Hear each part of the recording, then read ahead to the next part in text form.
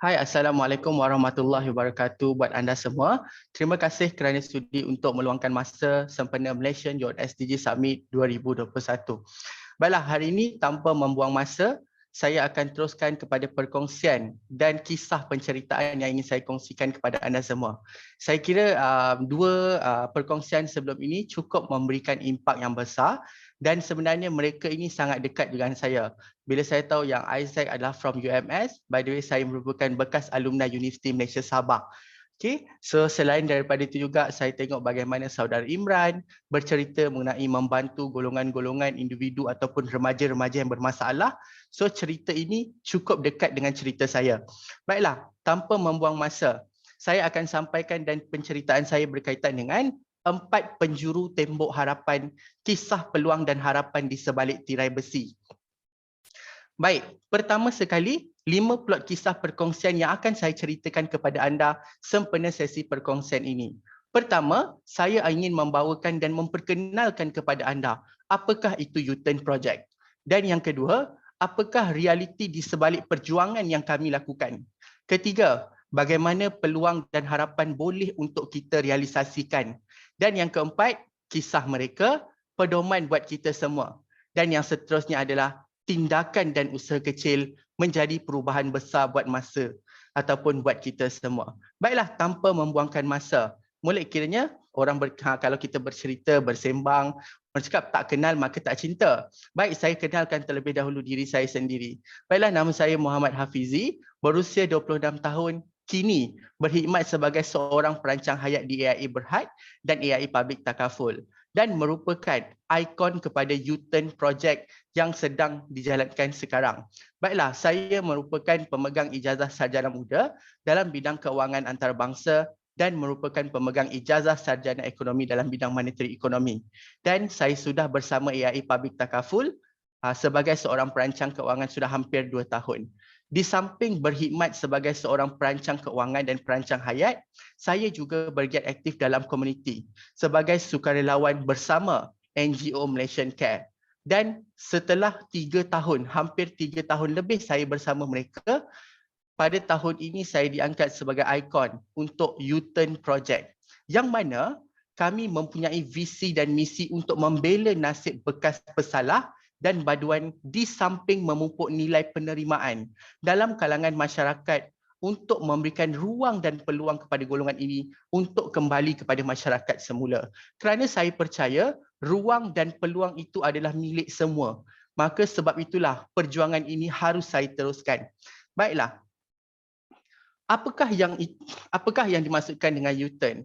Baiklah, untuk pengetahuan anda semua, U-Turn Project adalah diinspirasikan daripada Projek Rebin Kuning, yang mana Projek Rebin Kuning ini pernah dilaksanakan oleh Kementerian Belia dan Sukan di bawah kendalian YB Syed Saddiq, yang mana perkara ini menjadi kerisauan kami tatkala Projek Rebin Kuning ini tidak menjadi salah satu orang cakap agenda utama sekarang.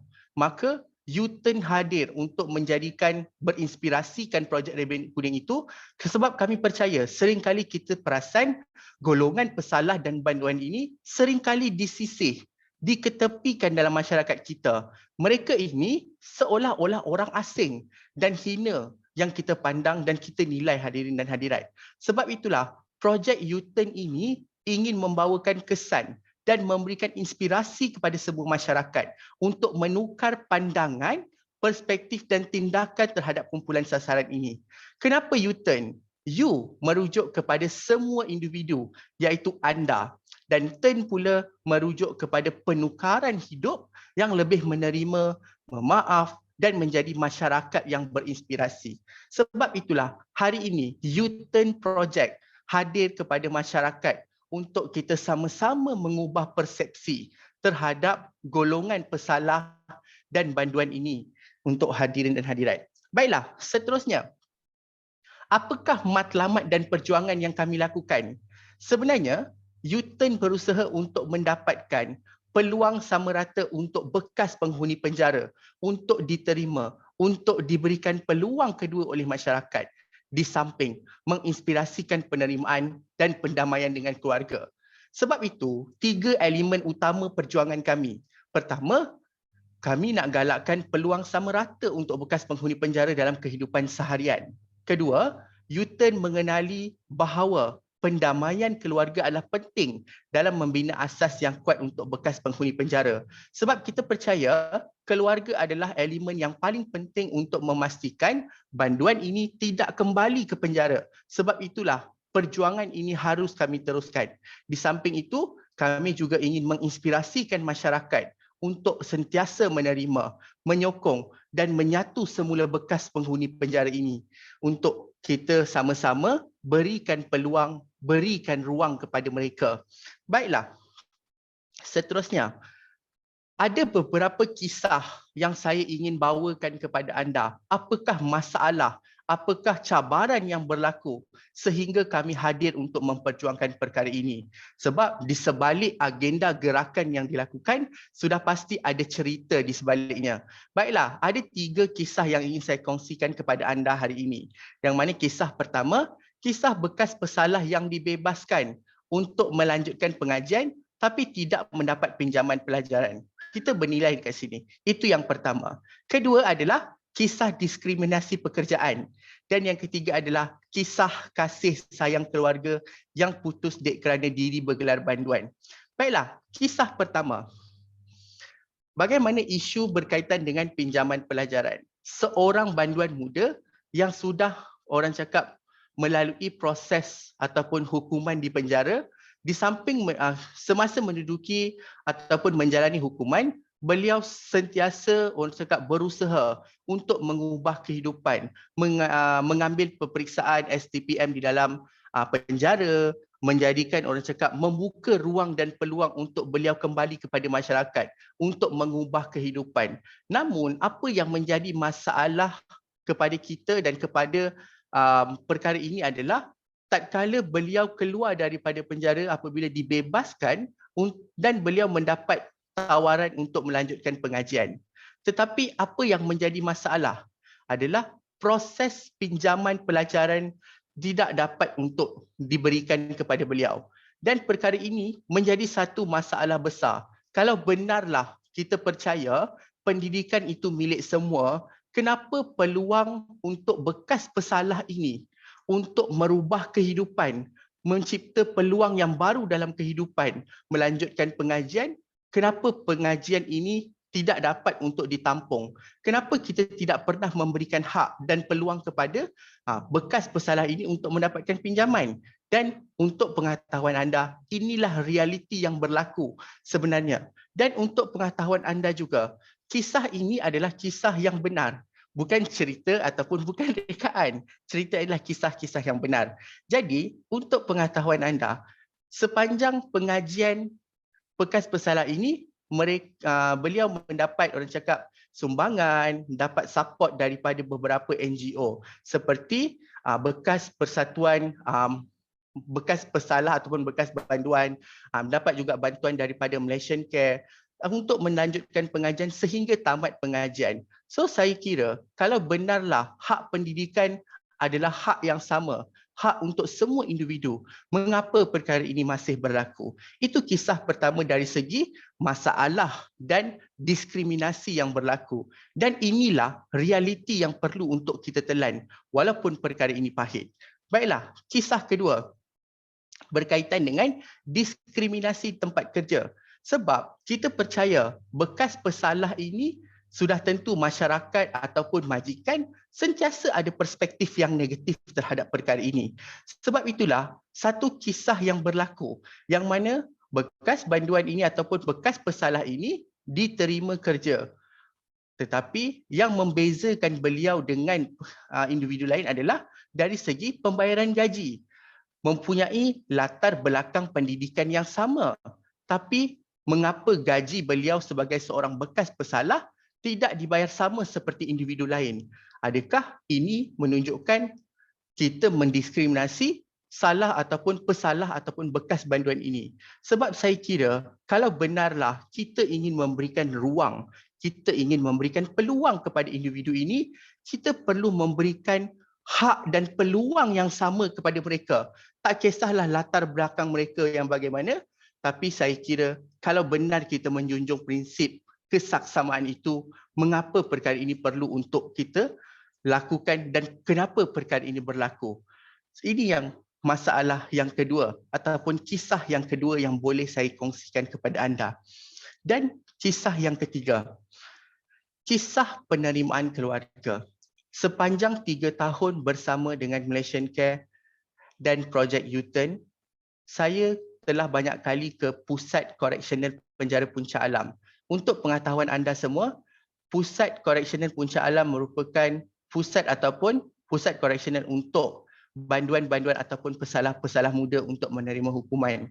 Jadi setiap minggu sebelum dunia kita digelar oleh COVID ni, saya sentiasa setiap minggu pergi ke penjara, berjumpa dengan pesalah-pesalah juvana ini. Setiap hari Selasa, setiap hari Rabu dan hari Khamis, saya ke penjara, saya mendengar kisah dan penceritaan mereka.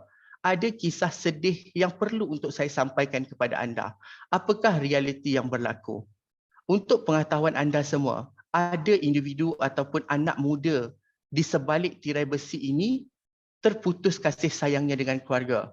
Yang mana ibu bapa tidak mahu untuk menerima mereka. Ibu bapa tidak mahu untuk melawat mereka. Kadang-kadang ada beberapa isu yang berlaku. Pertama, mungkin ibu bapa agak sukar untuk menerima apa yang telah dilakukan oleh anak ataupun anak mereka ini.